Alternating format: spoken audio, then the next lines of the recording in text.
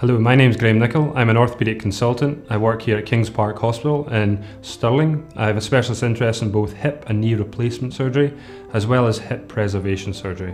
One of the procedures I offer here at Kings Park Hospital is a direct anterior approach hip replacement, or DAA. This is a minimally invasive hip replacement surgery that I perform using a bikini line incision.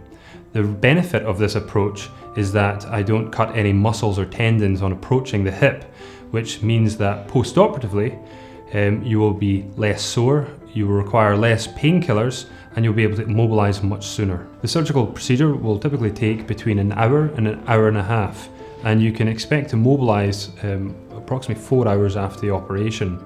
You can go home the same day or the following day. Compared to a traditional hip replacement, you're off crutches much sooner at only 2 to 4 weeks, and you should experience about 50% less pain compared to a traditional approach. If you would like to come and see me for a consultation, you can call the hospital directly or book online.